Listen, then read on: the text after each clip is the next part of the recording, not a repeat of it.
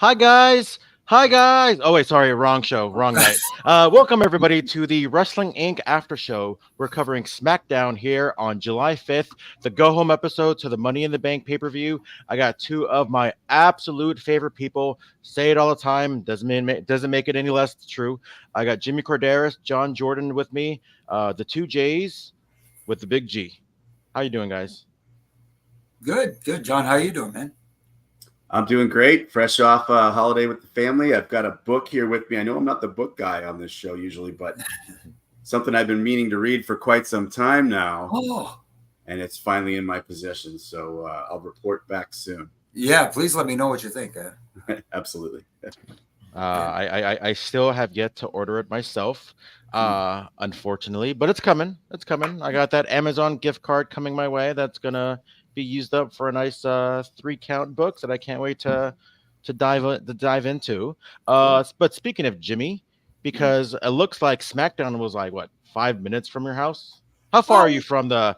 Is it still called Air Canada Center, Rogers Center? No, What's it called these days? No, Scotiabank Arena. Scotiabank Arena. They've changed more names than WWE changes names on certain talents, but probably about a half hour to 3 hours, depending on traffic. Oh my God! Sounds like you're in Los Angeles. Trust me, we're getting there. It's funny because even with like WrestleMania last year, everybody was like, "How far is one place to another place?" It's like we don't really measure things in miles here; we measure things by minutes. Because on a day like yesterday, we can get to a place in 10 minutes. But if it's anything like Mania weekend, it can get like 2 hours. So it sounds like Toronto's not too far off than that too. No, it's pretty like the Sky Dome, or I'll still call it the Sky Dome. They can call it whatever they want. It's apparently the Rogers Center now, but for me, it'll always be come on, yeah, it's going to be the Sky Dome. Yeah, and the Scotiabank Arena are about a 5-10 minute walk. Oh wow, between each other. So that's forget the Uber stuff. Just walk it. It's easier. Yeah. But what I want to get into is because I looks like I went to the WWE Twitter page and it looks like you were not too far from where SmackDown was. I want to get some kind of behind the scenes news. Who was in town? Was MJF backstage and catering trying to get a job? Was Ricky Starks there? That's what I want to know. I want to know who was there, who was the behind the scenes. I want to know the exclusive info they can only find here on Wrestling Inc. There's really no exclusive info. It's just all the people you saw on SmackDown tonight are pretty much who you saw there. And of course, a few people that are on the SmackDown roster. And I got to say hello to a lot of old friends, a lot of new friends, got to make some acquaintances. And that was really cool. It's really weird when you haven't seen someone for a while that, that old camaraderie just comes back. It's almost like it's natural.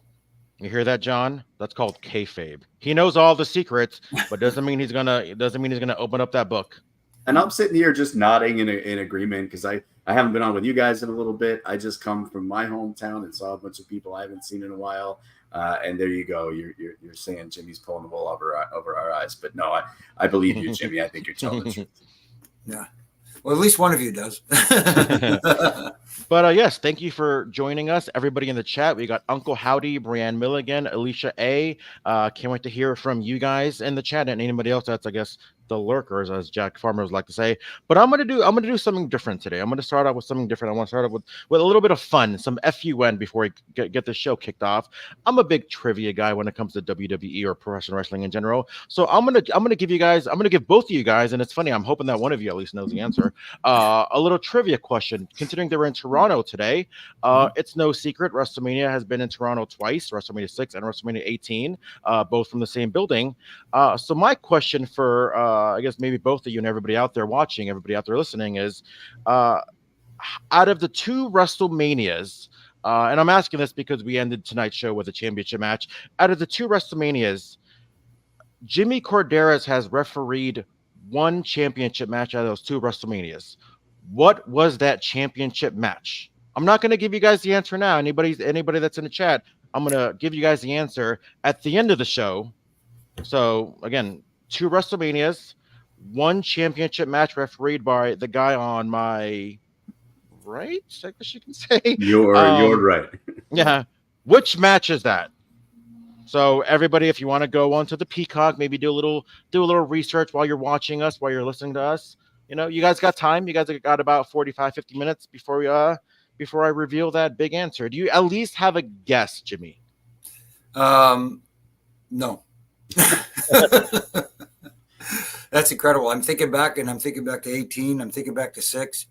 I'm almost pretty positive it wasn't at WrestleMania 6 because I was still a little bit of a greenhorn then.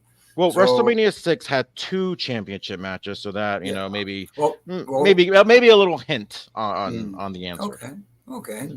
I know what the main event was. It was Warrior Hogan. I know I didn't do that. Any guesses from you, John? I think I have one, but I think I'm going to keep it to myself for now, and I'll deliver later. How about that? And I promise I didn't cheat. Could very well be wrong. As the Macho Man would say, I dig it. But before we dive into SmackDown, I do want to go a little bit with some news. AEW TBS and New Japan Strong Women's Champion Mercedes Mone confirms recent meeting with Shane McMahon. So apparently they bumped into a New York airport airport. I can't say airport apparently not too long ago. And Mercedes said, after it all, by only the fates aligned, I walked to the airport, was in line by the bagel shop when I suddenly looked up, and there he was, Shane McMahon. Apparently, the universe had working in divine timing. So there's been a lot of rumors going on. Jim Ross saying that I think he said that he spoke with Shane McMahon not too long. I mean, it looks like they kind of keep in touch. And he said he'd love to have Shane McMahon in AEW at some point. That's just going to further the rumors along. John, I want to ask you, is this going to be a big deal or just another guy showing up in AEW if Shane ever does show up? I think this would be probably the best example potentially of a really big deal right away with, it's all about the follow-up that we don't often get in AEW, and that's been a critique that we've had over the time, right? It's Shane McMahon. It's a huge name. It would shake things up quite a bit for sure. It's one of those you never thought you would see this happen type of situations. But, nothing is obviously set in stone yet. I know that Mercedes followed things up with a newsletter she puts out and said it's something along the lines of telling the story and then the rest is history or maybe a mystery. So she's she's working a little bit here, which you would expect her to do. Hey, I'd be all for it. Why not spice things up a little bit? I mean, WWE has formerly a McMahon and a Khan. I guess AEW can have their own McMahon and a Khan, in AEW.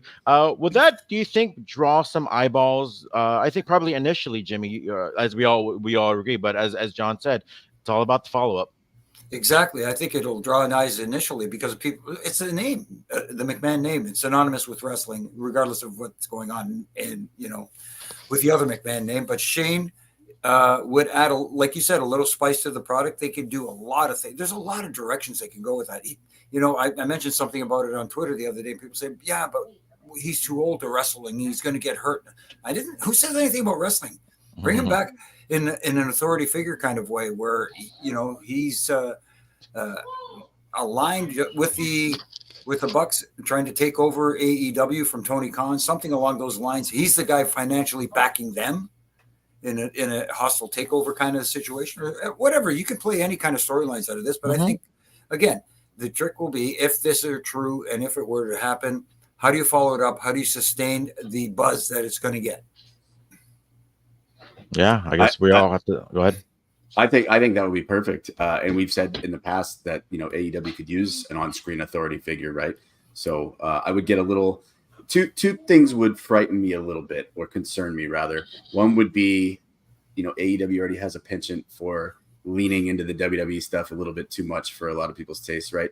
Imagine if they had a McMahon on the payroll, right, as well. It would be almost impossible to steer away from a lot of uncomfortable jokes and things like that we want to stay away from. And two, no, Shane doesn't have to wrestle, but if he ever did find himself in a situation where getting physical made some sense, we know he can do it, and we know he's a little cuckoo, as they say.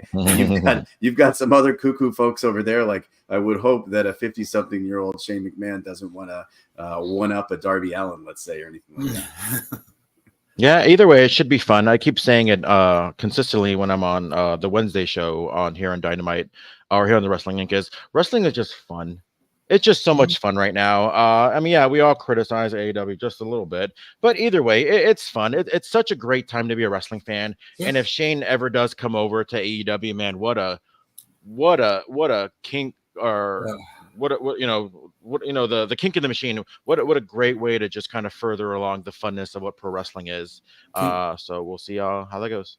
can you imagine how much it'll set the IWC on its ear? Oh my The god. internet wrestling community would lose their you know what. Can't wait. Yeah. Some more news coming out of the Wrestling Inc. Update on contract status of WWE star Angel Garza. He was another buddy. He was somebody else that whose contract was expiring over the summertime, and apparently he has signed or re-signed for another 3 years. So we're going to keep seeing Angel Garza in the WWE for the foreseeable future. Right now, he's in the Legado del Fantasma. And so he's on TV on a regular basis. So here's a guy that's a former WWE or I guess NXT Cruiserweight champion, and we'll probably see a lot more of him now that he's going to be there in the foreseeable future. Although I do want to say Humberto Carrillo's contract expires in about a month or so, so we'll see how that goes with the negotiation. So either way, Angel Garza is staying in WWE for the next 3 years at least.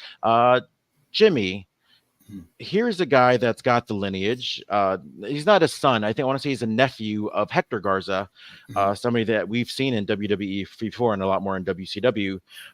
What do you think the limit is for somebody like an Angel Garza? Do you think he just maybe stick with the tag division and try to help revitalize that, which we'll get into tonight? Or do you see maybe Intercontinental US, maybe a world champion material for Angel Garza? You know, he has the goods to do that. He had to go out single and accomplish those goals. But I think right now, I don't think they see that in him just yet. I think they're going to stick with the tag team division, like you said, George, and try to revitalize that to some extent. And we're going to talk about what happened tonight with regards to the tag team division. But it does need a little bit of a shot in the arm. You know, obviously the singles titles and all the other stuff going on with the Bloodline and that stuff has been front and center. And the tag team division has taken, you might say, a little bit of a backseat. So maybe this is a good shot in the arm, and maybe this is a sign that they're going to try to revitalize that division with someone like an Angel Garza. Yeah, and I think there was some promise on tonight's show, which we'll get to. I did hear Michael Cole say that, I'm sorry, not Michael Cole, it's Corey Graves said the theme of tonight's show is tag team wrestling, right? So there's some promise for some revamping of that division down the road. With Garza, I got to be honest with you, I was surprised to see that he resigned because we didn't hear too much other than that contract was coming up. And my takeaway at the time when that news first broke was it didn't sound like that was going to happen for whatever reason. Maybe that I just read it wrong or what have you. But with Berto, perhaps the same thing is going on that we're not hearing about. And obviously with his tag team partner and family member, I believe, right? In real life. They're cousins. Yeah. That's incentive, obviously, to stick around. And they're in this day and age with options and the ability to make money in several different places better than in recent years, for sure. These days, I wouldn't think anybody would be sticking around anywhere where they didn't think that they had an opportunity to flourish and be involved in something meaningful. Yeah, I've always been a big fan of Angel Garza. I did camera work for a couple of indie shows out here, and he's always been a nice guy, extremely talented, and yeah, can't wait to see what's next for him. I want to get into the next piece of news, but I want to ask you something, John, specifically because I know you also contribute to the writing of Wrestling Inc. and Wrestling Inc. And I'm seriously not just saying this. That's been my go-to for the news for a very, very long time. So again, I want to emphasize everything good about Wrestling Inc. With that said, John, this is a legit question, and I try to be positive for the most part. Why is because the headline is Dave Meltzer takes issue with WWE's WrestleMania 40 documentary. Why is the headline like a journalist and his opinion? Oh, put me on the spot, my friend. Well, number one, I didn't write that article. Number two, I didn't write the headline. I don't know Dave Meltzer from a hole in the wall, and who in the heck am I to have to try and take him down a notch from wherever he's established himself to be in this stage. He's around for a long time, but in my personal opinion, as a fan, forget about my affiliations professionally or whatever. Excuse me. I feel like he makes himself part of the story too much as it is. So I wouldn't begrudge anyone putting the twist on that headline, right? I think there's my guess is that there is a large contingency of Wrestling Inc.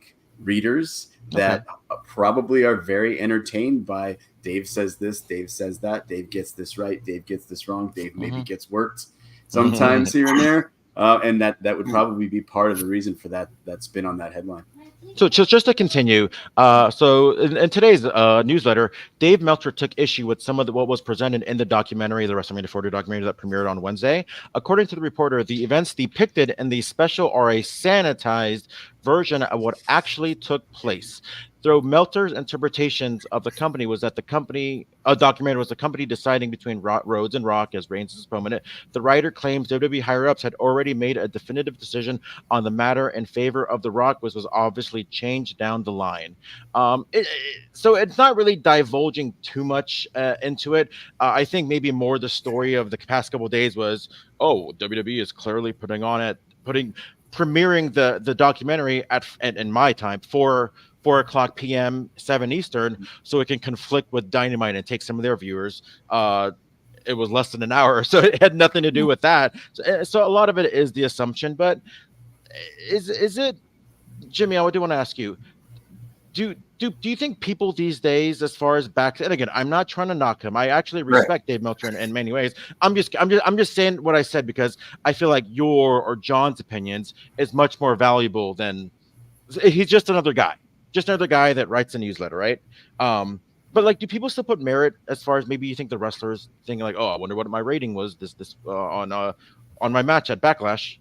I think some do. I think some of the younger wrestlers, I hate to put it that way, do. Yeah. And a lot of the older guys were very anti, from what I remember, not big fans of Mr. Meltzer. Let's put it that way. And they're very, what is a 5-star match?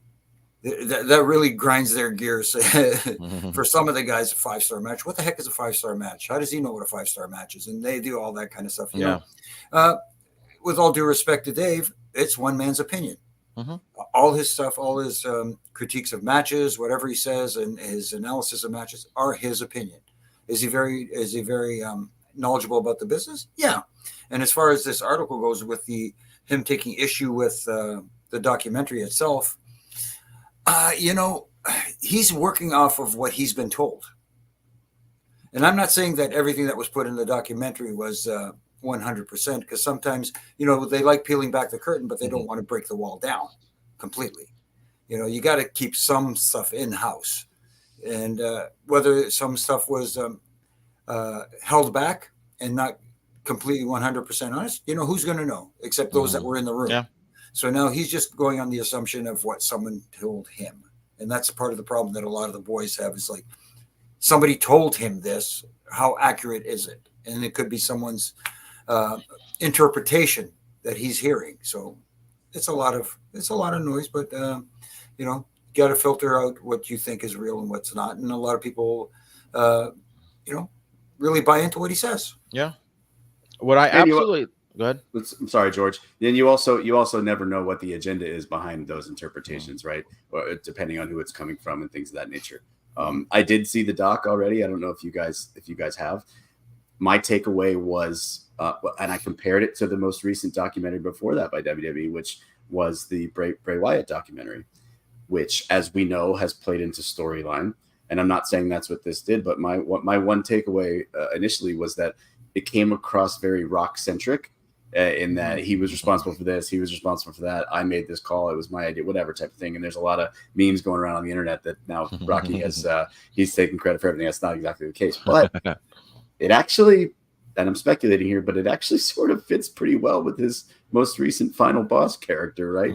He's on the board. They're blurring the lines between reality and entertainment. They could always go back to that. We saw that.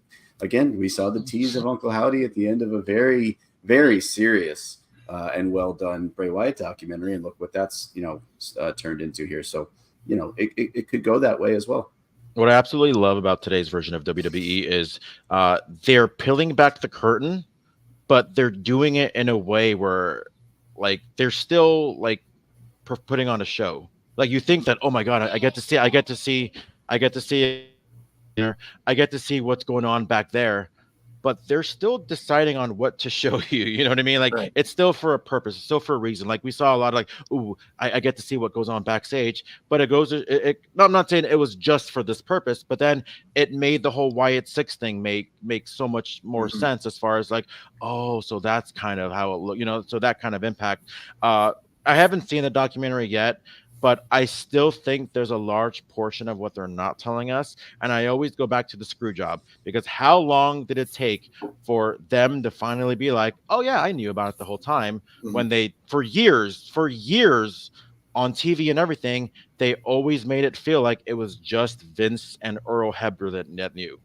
But it wasn't until like 2002 where Sean and Hunter were like, oh yeah, we knew, it was kind of our idea too. Cornette was like, oh yeah, I was the one that gave him the idea, you know. So, you know, and like going on what John said, it's like I still think there's something that they're not telling us, and I'm happy that they don't. They don't need to tell us everything. Like if it turns out this was the plan the whole time, I kind of don't even want to know. I want them to kind of keep, because whatever story that they're telling us, whatever narrative telling us, that's still pretty cool. You know what I mean? Like it's like when you have a wonderful recipe for a meal and somebody says, hey, I want that recipe for the meal. So you give them the recipe, but you leave out a little bit of the ingredients. It's still going to be pretty good. Yeah. It's not going to be quite as fantastic as if you add all the ingredients. So. And don't forget too, guys, that, you know, I think this was initially supposed to come out the WrestleMania, the Wednesday after WrestleMania, and it only just now came out. It was advertised as such. There's a reason for that. Again, speculation, but they're not going to put out anything other than what they want you to see. And you know, how can you question it with the way things are going right now? Right. 1000%. Let's get into SmackDown. By the way, nobody in the chat has answered the question at all. So I always feel good. I always feel good when I ask a question and nobody can get it. It kind of wants me to put like remember that show Win Ben Stein's Money? Oh my goodness. I always wanted to do a show like, can you stump George Hermoza? And let's see, or win George Hermoza's money. You didn't disclose what the prize was for this question, so tune in and find out what the prize is. What of George's books?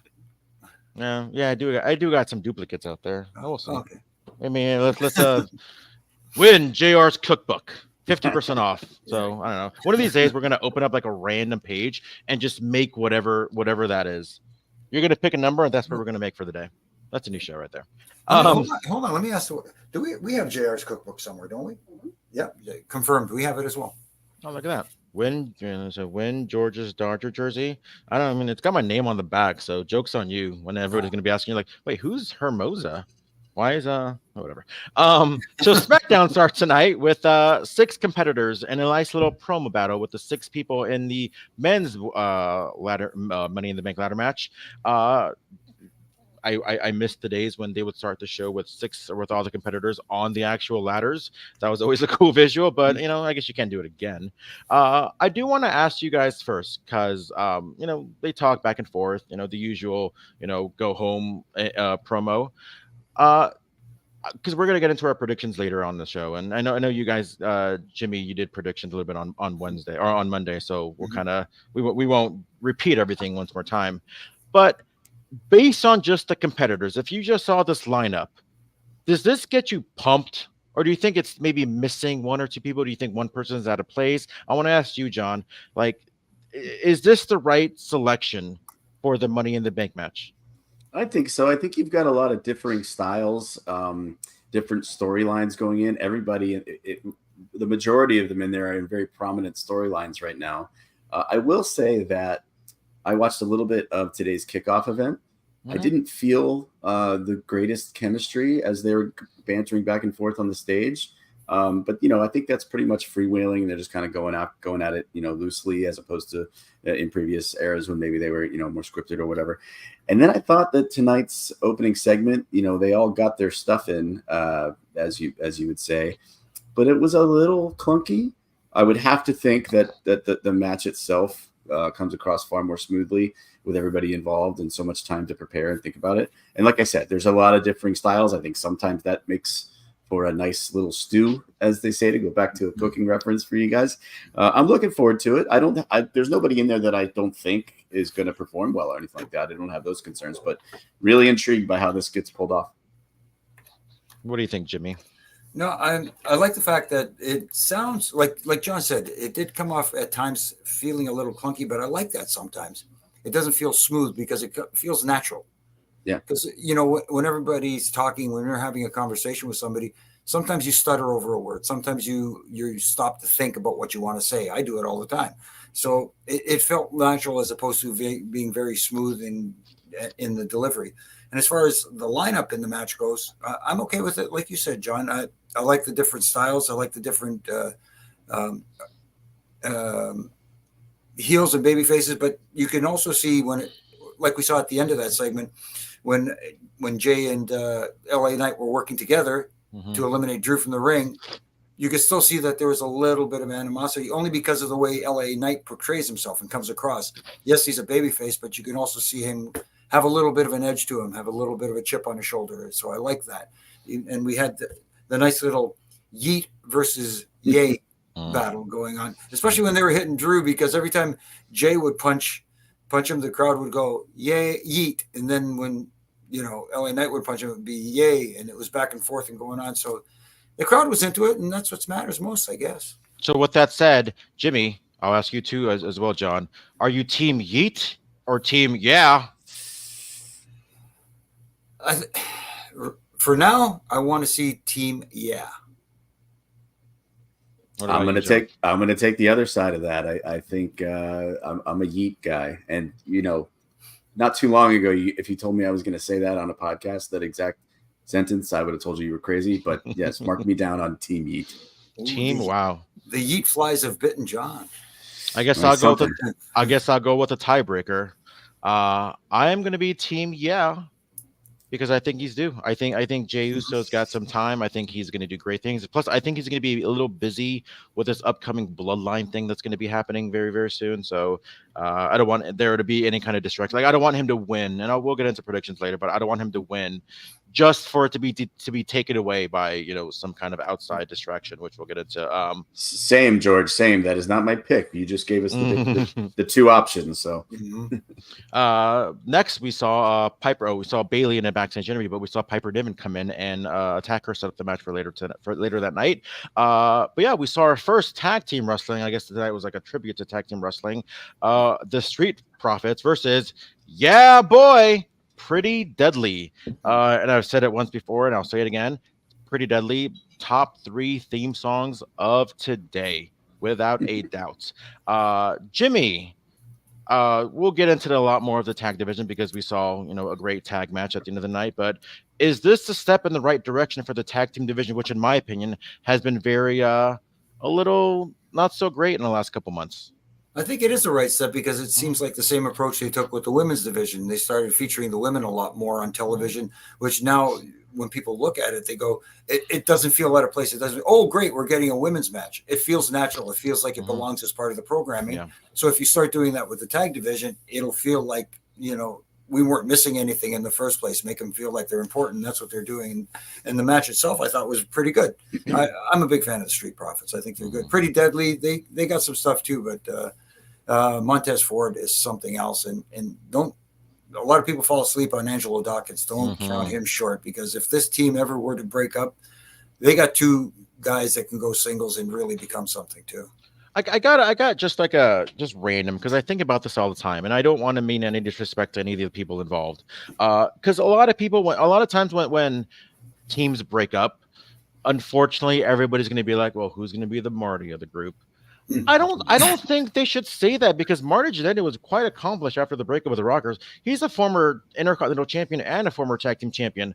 Like, there are a lot more people that have accomplished less than Marty Jannetty after a breakup. I want a petition. I don't know if anybody out there is good at that, to eliminate people thinking that people are going to be the Marty Jannetty of the group. Am I wrong? Like, no, why is it always Marty Jannetty? You're not wrong. It's just because Shawn Michaels achieved such great heights and was regarded as one of the best wrestlers on the planet.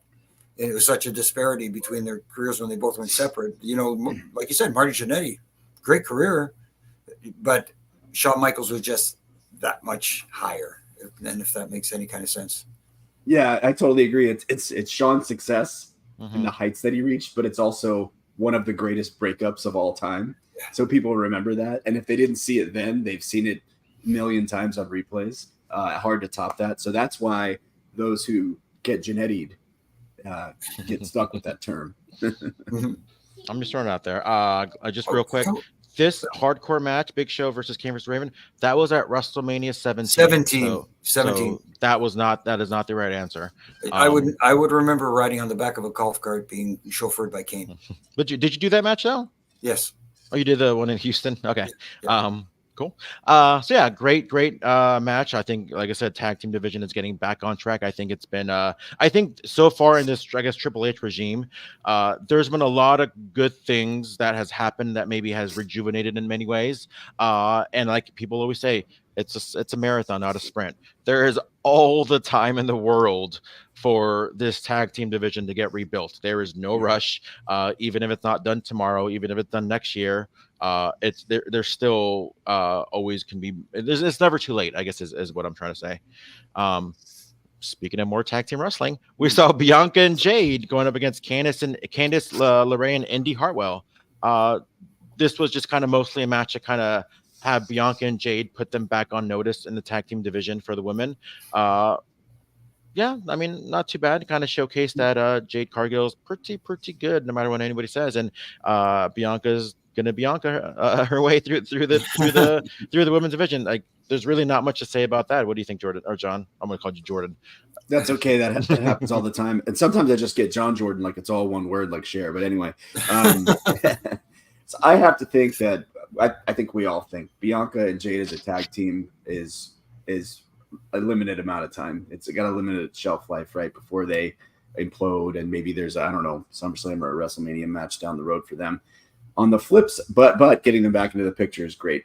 On the flip side, where are we going with like a Candice LeRae and Indy Hartwell? You know what I mean?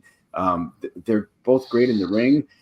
How are they going to establish themselves, and where are they in the pecking order right now? Because another loss tonight, and I don't know where they fit in that division. Do they split and go the singles route or do something differently? They're both fantastic. I'm big fans. I just wonder kind of where that's going. What do you think, Jimmy? Yeah, that's an interesting. I was thinking more with the other team. I was thinking with Jade and Bianca, what's going to happen to them in the future, and will they obviously somewhere they're going to split down the line. I just want to see for once a tag team split amicably. Yeah, maybe they get together and say, you know what, it's time for you to go on your own and accomplish your goals. And by the way, if you ever need me, I got your back. So I was gonna ask, like, just kind of fantasy booking here. So you'd rather have both of them just kind of go their separate ways.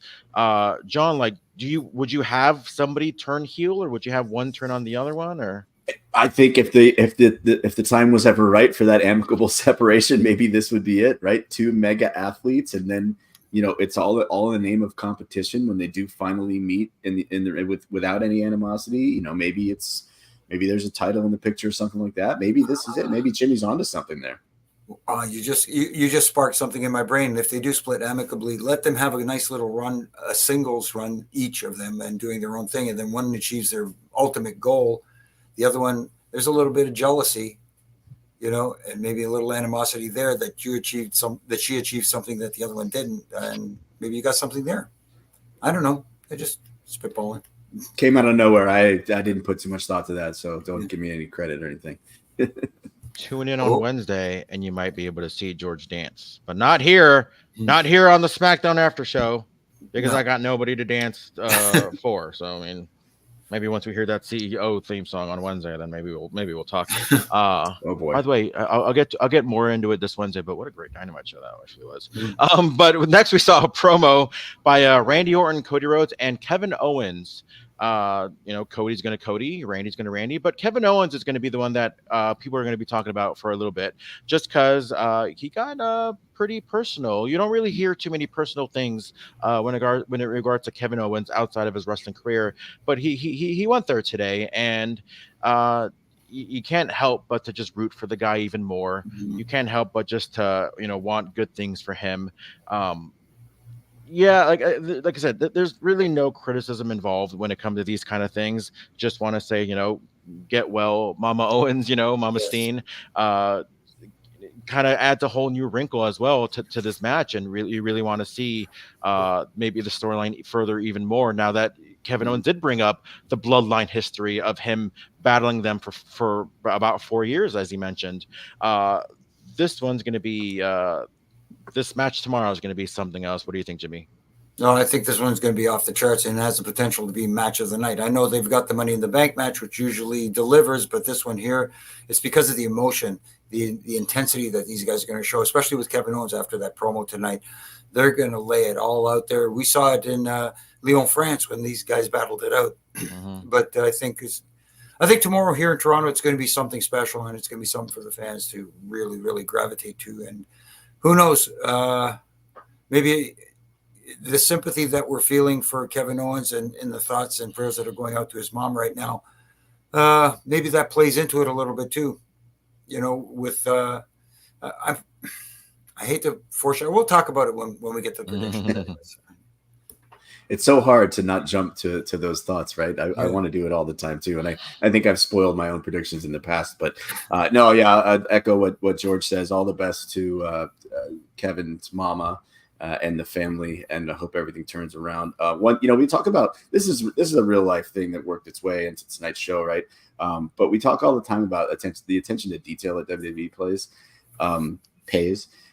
He made mention of he could have missed tonight's show and maybe even tomorrow, and nobody in the back would have batted an eye. And he also said nobody out here either, and I think he meant mostly the people that he was in the ring with. Mm-hmm. And as he did that, over one of his shoulders, Randy Orton just kind of nodded in agreement. And I just thought that was cool. And that was probably, I'm sure that was authentic and real. And, you hate to see, these things happen to folks, but, again, the crowd's behind him. And of course, you expect them to be. So all the best, and looking forward to that match big time tomorrow. I know people say so-and-so kicked out at 2.99. I want to see Kevin Owens' mom kick out at 1. Just like not even a 1 count, just all right, yep. Fully recovered. So yes, kudos, cover kick out. Yeah, is that what the term is? Cover kick out. Yeah, just instead of a kick out at 1. Don't even wait for the 1.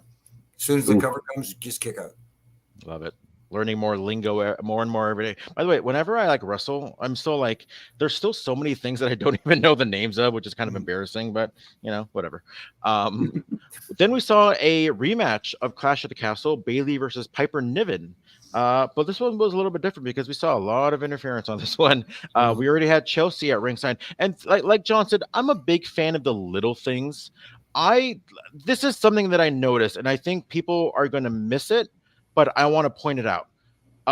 You had people from Raw, right? You had Lyra, Zoe Stark, and who's the other one? Lyra, Zoe Stark, and Io Sky. They were in the crowd, as opposed to Naomi and Tiffany Stratton that came down through the aisle. I don't know. I just like those little details, because why would why would the 3 Raw girls not be in the crowd? Because they don't belong on the SmackDown locker room. So little tiny things that I just kind of noticed, and I'm like, all right, somebody's really paying attention, and I just love that. Yeah, like I said, good match. It didn't really have the oomph and the pizzazz at that match, Clash of the Castle, just because the stakes weren't there as much as it was in Scotland. But still, a good match considering what's tomorrow night. This didn't need to be the 5-star classic, I guess you can say, based on what we were talking about earlier. But it was good. Yeah, it served a purpose, right? It further things for tomorrow night with some of those involved in the ladder match. And we got that interference that you were talking about, and obviously someone who's got their eye on Bayley's title come SummerSlam to fulfill the shot that Nia Jax earned with Queen of the Ring. So it served a purpose. It did its job. Yep, it's one of the things that WWE is doing very well right now, is planting those seeds. And also everything they do, there's always a reason for it. Nothing is done by accident.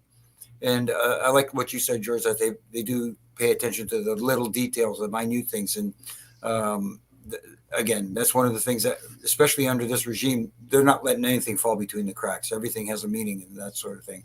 So hats off to them. And like you said, George, the match was okay. There was nothing wrong with the match. Yeah, nothing wrong with it. Okay. I mean, okay. Okay. No, it was It was everything it needed to be, and that was Yeah, just really exactly. Exactly, and there's nothing wrong with that. Like you said, not everything has to be a banger after banger after banger. good. Yeah, so Then after the match, we saw Nia Jax come in and attack Bayley, and then we saw Mi Chin come in and kind of give Bayley the save and set up their match for next week on SmackDown, which should be fun. I think Mi Chin has been doing amazing things at NXT, and I really hope that she's able to transfer some of that energy onto next Friday, because that's got the potential to be a really good match. And then we got the main event. Another tag team championship match in Toronto. We've seen plenty throughout the years, dating back to WrestleMania 6, Demolition versus Colossal Connection, which is not the answer, by the way. And that was a title change back then, and they kind of alluded to the fact that in 2016 at the Takeover for Survivor Series, we saw DIY against the Revival, and that was a tag team title change as well. So now we saw DIY as challengers going up against A-Town Down Under as champions. This was, speaking of bangers, this one was a banger. So again, going back to what the last match, it needed everything to be. This match was everything it needed to be in terms of awesomeness. John, I want to ask you, where do you think this holds up as far as some of the great tag team matches, and what do you think of A-Town Down Under's title reign since winning it at WrestleMania? Well, I'm not the biggest Austin Theory guy. I'm glad that's going to get shuffled up a little bit. Excuse me. But I also was a big NXT Black and Gold guy, so really love the callbacks. Very happy with the titles being on DIY, and the crowd seemed to love it. So how can you argue it? What do you think, Jimmy? I think it was a good call to have this match in Toronto, because Toronto and Johnny Gargano, he resonates in Toronto because he's done a lot of work here. Yeah. So the fans are very familiar with him, and Tommaso Ciampa as well. But for starting off the match, obviously they got the nice reaction coming out. At the beginning of the match, they were a little bit quiet, but boy, did they get the crowd back, because a lot of those false finishes they were biting on. It was crazy. And I like the finish. I really did like the finish. It was a little bit different. Yes, coming in with the submission that Johnny Gargano had, and then Tommaso Ciampa, the way he ended up getting the submission after the save, so to speak. I've never seen a save like that where you prevented your partner's hand from tapping, and then he got the submission put on him, which with the tap happening later, it was a good, in the crowd, they popped. So maybe this, the audience watching at home that have been a little bit not on board with DIY are going to say, hey, you know what? The crowd loves them. Hey, maybe there is something there. Maybe they'll buy into it too. And they used the Shatter Machine and called out by name as well on commentary, which I thought was really cool. And I forgot to share that I brought them along, just like I've been doing here lately. I raided the boys' stash once again. So, man, I should have brought out. I had these two just randomly. I think this is Mitch from the Spirit Squad, and we got Shannon Moore in my background. So, for tomorrow, I'll have something different. Maybe something more Money in the Bank-ish, I guess you can say. There you go. But yeah, like I said, this match, I thought it was phenomenal. I thought it was fantastic. Kudos to everyone involved. But I do want to ask a little bit of follow-up. Jimmy, where do you think A-Town Down Under goes from here?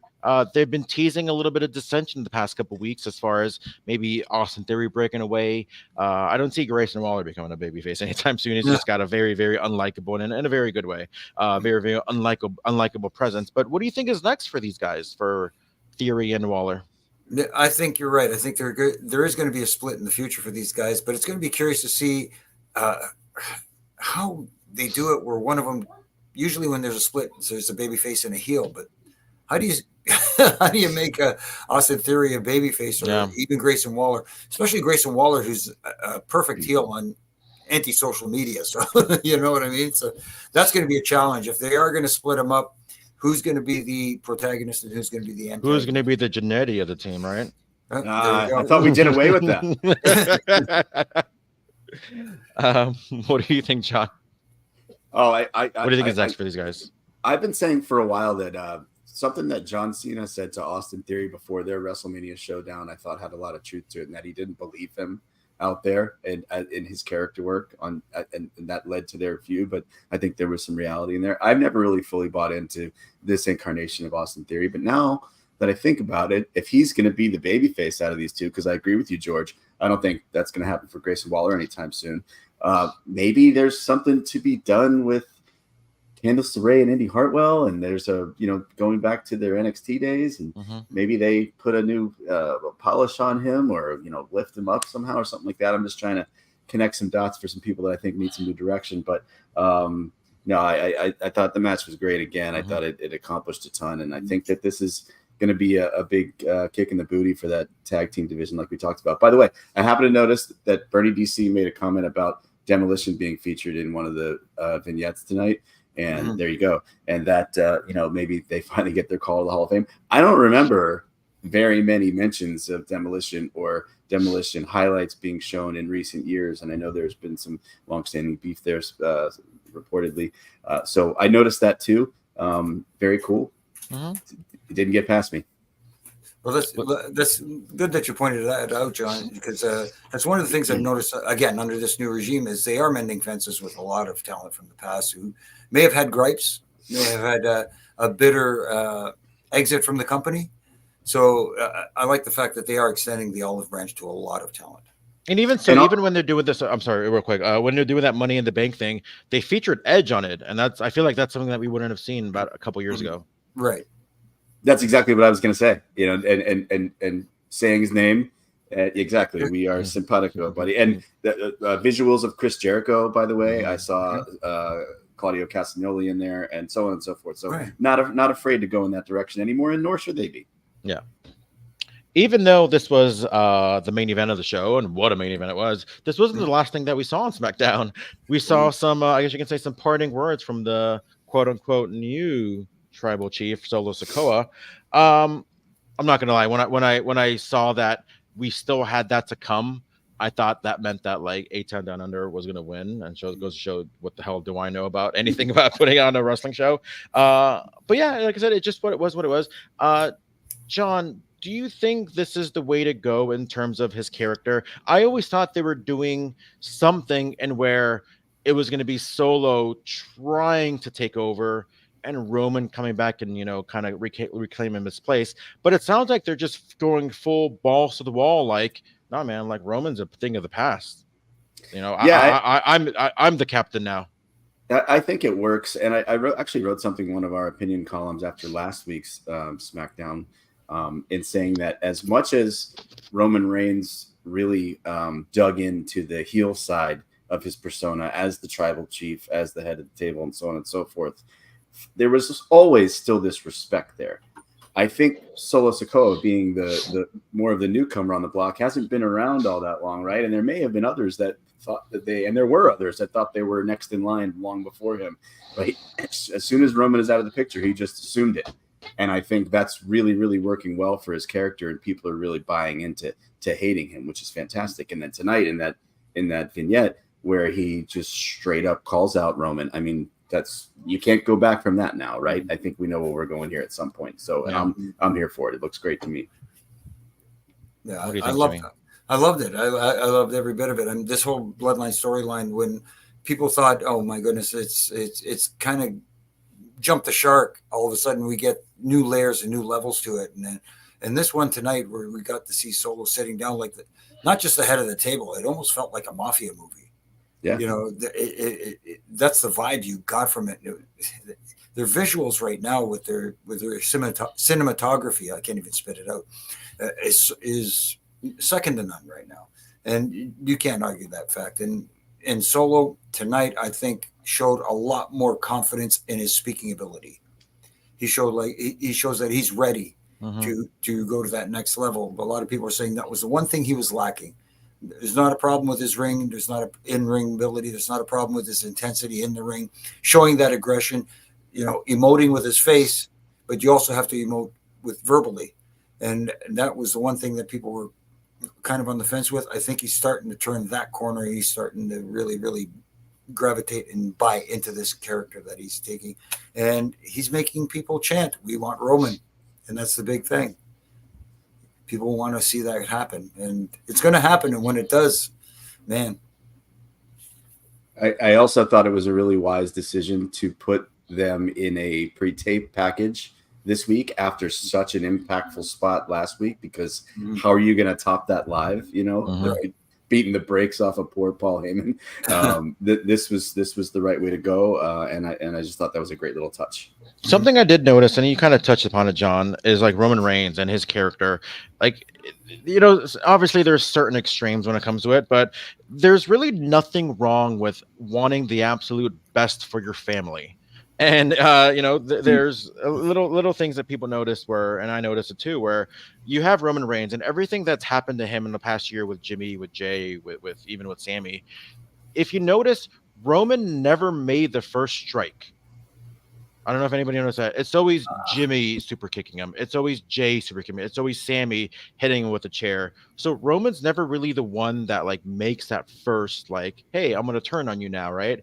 As opposed to Solo, he did what he needed to do to Paul Heyman, and that's just kind of step one. That's something. Do you think Roman's character is going to change drastically, or does he come back and kind of just still be the person that he was? Let me go with you, John. I think you can't avoid him coming back. It's like the hugest baby face in the universe, right? First and foremost, but his family, you mentioned family, his family is a bit of a mess right now. And it might be up to him to kind of restore order. And sometimes there's some tough love to be dished out, right? I think that's certainly the case here, especially when you've got, little cousin here calling him out in a pretty aggressive manner in the what we saw tonight. So I think he comes back. He's got a mess to clean up, or at least help clean up. What do you think, Jimmy? No, I like that. I like that analysis. And Roman has we've seen both sides of Roman Reigns. We've seen on the babyface side. We've seen this heel side. The heel persona was more intriguing. It was more cerebral. It was more, But like you said, it was a nice call there, George, where he had others do his dirty work for him. That's what a real mob boss does. That's what a real head of the family does. You know what I mean? It doesn't get his hands dirty. He lets other people do the dirty work for him. And that's the difference here. And Solo is like a mad beast unleashed, and he's got, three other guys that are very similar in their approach. And it's going to be interesting to see how Roman's demeanor when he comes back. Is it going to be that same kind of thing? Is it going to be a little bit of a different Roman Reigns? I don't want to see the Shield Roman Reigns that we saw years ago. I want to see a new iteration. Take someone like The Undertaker over the years, from when he first debuted to the Dead Man to Biker Taker, or he evolved over the years. I want to see how this new iteration, when Roman does eventually come back, how he presents it on television, how different it's going to be. Either way, they haven't missed in anything that they've done in the last year or two. So I think whatever they end up doing, it's going to just be phenomenal. Clearly, they're building up toward Rock and Roman at WrestleMania 41. So with that said, I want to get into some predictions a little bit, just because there's Money in the Bank tomorrow. Like I mentioned, I know you did a lot more predictions on Raw's after show, but I do want to bring up one thing specifically because I noticed in the graphic it was Cody, Randy, and KO going up against the Bloodline, but I noticed, and I don't know if you guys noticed this too, it was Solo, Tama Tonga, and Jacob Fatu as like the three main people, and then you saw Tonga Loa kind of behind the three in a kind of a smaller graphic. I can only assume that this is going to be the three, Tama, Jacob, and Solo. With that said, what do you guys think is going to happen in this match? And does Roman come out at the end of the night or at the end of the match for his big comeback, or is that maybe wait off until SummerSlam? Too soon. I think it's too soon. I think in this match, we're going to have a lot of chaos, obviously, with what's going on with these six of them are no strangers to one another. I think you're right. I think the three, it'll be Solo, Tama Tonga, and Tonga Loa going against Randy. So you don't think it'll be Jacob? Because I thought I saw Jacob more so front and center, as opposed to Tonga Loa was the one I saw kind of in the background. That's interesting, but I thought it was interesting last week that Jacob Fatu got his own entrance music. Yeah. So he's standing out from the Bloodline, other than Solo, of course. So maybe it's going to be those three, and Jacob Fatu does play a factor in the finish of the match. But I think there's going to be a little something that plants another seed where, let's say they get into a big here I am, my fantasy book. I would say cat, but it's not there. Where there's a lot of chaos going on. The baby faces are fighting off the heels and so forth. Randy and Cody are back to back. And as they stumble back, they bump into each other. Randy blindly RKO's Cody, lays him out. And then we start getting was it intentional or was it not? Planting a seed maybe down the road for SummerSlam, because Randy does need a big-time heel other than Solo. You don't want to do Solo too soon, in my opinion. But the perfect foil, I think, right now would be Randy. And he sure has been eyeballing that lovely title every chance he gets lately, right? Little things. Yeah, absolutely. I don't know. I feel like in the promo that Solo made it very clear that he was going to participate in the match tomorrow himself, but I don't think if they wanted us to know exactly who was in right now, we would probably know, right? I think there's a little bit of mystique there. Now, I think it could go in any combination of the three of them, right? But whoever that fourth is on the outside is probably going to play a big factor. You know how these things go, right? And who knows? Are there other Bloodline members that we haven't met yet? There's always the little more sprinkling in of other branches of that tree, perhaps. But I agree with Jimmy. I think it's far too soon for Roman. As much as the crowd is clamoring for him, that's only going to get hotter and hotter, and things move forward. So you've got the opportunity to further the strength of this evil Bloodline 2.0, if you will, and you've also got the opportunity to set up whatever might be next for Cody, kind of like Jimmy was alluding to, perhaps. Just get a little bit more predictions out there. Who do you have as Mr. and Miss Money in the Bank, John?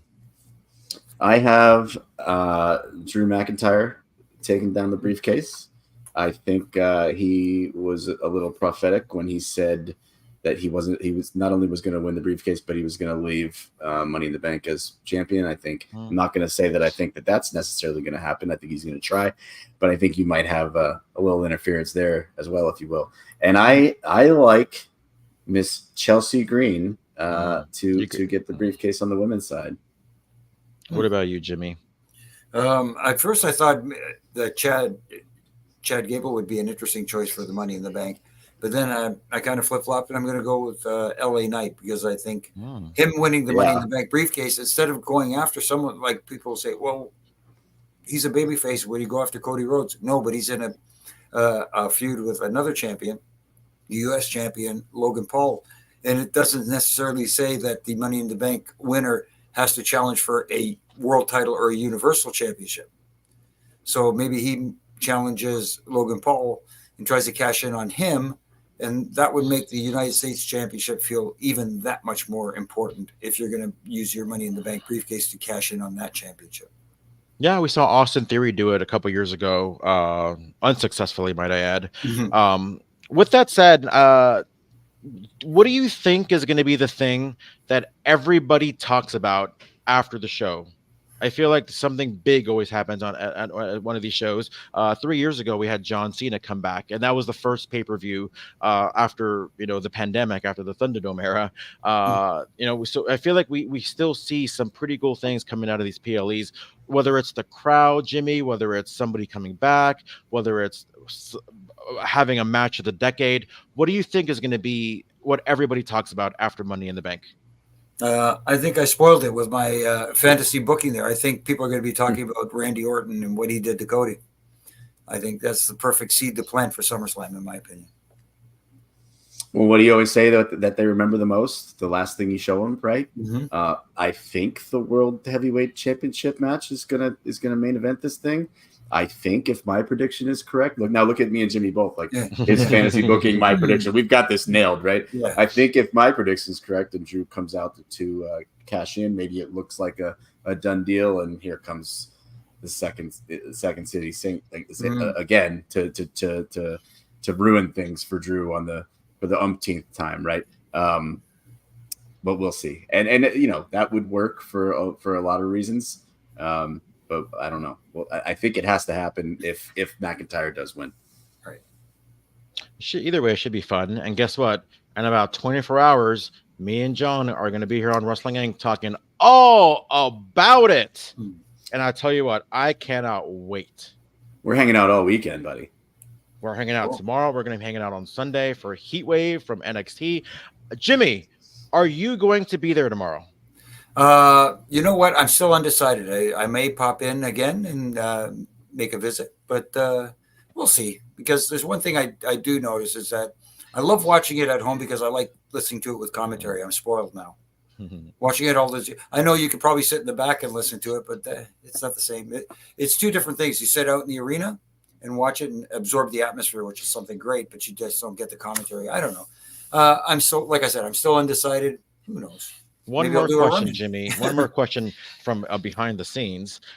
Did you have some of the catering? You know what? Honestly, I didn't. I was it was upstairs, and I didn't feel like climbing all those stairs to get up there. But no, I was having too much fun just hanging out with the guys. So yeah. Was there anybody that you met that you haven't met before that you're like, wow, like I like this person? I'm sure there's a few. Yeah, a few. There was a few. Carmelo Hayes. Okay. It was kind of cool. I liked him. He was a good dude, and a lot of. There was a lot of other guys that I got to see that were really cool, and I got to see Dom, which was nice because he was. I've seen him since he was like 4 years old when we'd have shows in San Diego, and Ray would bring him to the shows, and we'd be wrestling around in the ring, just having a little fun, you know. And he remembered that, and I was like, oh wow. Like in 2008, I worked on this Spanish talk show out in like that Universal. It was for like Telemundo, and we had Rey Mysterio on one time, and he brought Dominic, and he must have been like what 10 years old, if that. And yeah, I remember asking him, I'm like, hey man, so you're gonna be a wrestler? He's like, no, I want to be a football player. And then let me look at him now. Yeah, I wonder if he remembers that, but I doubt it. Before we wrap up, I did not forget. We actually had two people answer it correctly. I don't know if one person got it right because the other person said it. But you said you had an idea, John. What was going to be your guess? I didn't say I had an idea. I said I had a guess. My guess would have been at 18, Jericho Triple H. Jimmy, is that correct? Incorrect. Incorrect. He doesn't know the answer, but he knows what it wasn't. No, I know. I do remember the answer now. It took me a while. But, okay, well then what's the answer? If I'm not mistaken, it was DDP versus Christian in the European Championship match. Sonny Sitar and Jose Topete and Jimmy Korderas and George Hermoza, because he's the one that answered it, or he's the one that asked it. All got it correct. So kudos to everybody. DDP retained, right? DDP retains. Yes. The big prize, you guys get an air high five. So if you, Sonny and Jose, make sure you put your hand up on the screen for that high five. Jimmy, since you will not be joining us this weekend, unfortunately, where can people find you? Well, you can find me here usually on Monday nights and Wednesday nights after Raw and Dynamite, respectively. Just chatting it up, loving it, as always. And you catch me on the Roughing It Up podcast with my good brother in stripes, Brian RJ, who holds the glue together. Last week we had Jared Fritz from, referee extraordinaire from NWA and many other promotions. Nice. Good guy, smart guy. And he has a lot of other stuff on the go too. So check it out. He's got a really knowledgeable guy. And this week, the coach, Jonathan Coachman, joins us, my old buddy. It's going to be some interesting things to talk about. I know he doesn't want to talk about Chimmel, but I'm going to bring him up anyways because he gets them all hot. And of course, my rants I do every day from Monday to Friday, just a minute or so long, little critiques here and there, or to put something over, and sometimes just to rile people up. Here's a little fun fact. I started my YouTube channel in July of 2020, and Jonathan Coachman was my first ever interview on my channel. Wow. So yeah, Coach is a good guy, man. Coach is a tremendous guy. Yeah. John, after you read Behind the Three Counts, I know you'll be watching ECW. I know you're going to be watching NXT and Money in the Bank, but where else can people find you in the meantime, aside from your awesome articles on Wrestling Inc.? Follow me on the X at Jon Jordan, OH. As always, I'd like to point that out. But yeah, I'll be here all weekend. Your podcasting pinch hitter extraordinaire is going for the hat trick Friday, Saturday, Sunday. So I hope you guys don't get sick of me. But hey, when they need me, it's like the bat signal. They throw it out. Here I am. Say my name, and I'll appear too. Somebody believes in Jon Jordan. So that could be a song. Thankful. Say my name. Say my name. Oh, that's I am Jon Jordan. I'll sing. George will dance. It's yeah. great. Oh, there you go. Love it. Can't say I want anything more in life. I'm George Hermoza, G Hermoza. You can follow my channel on the YouTube channel, the Wrestling Chatter. I cannot wait to see everybody in the chat. Come back tomorrow. Come back Sunday, right here on Wrestling Inc. So we can talk all things Money in the Bank, all things NXT Heatwave. Until then, I'll see you soon.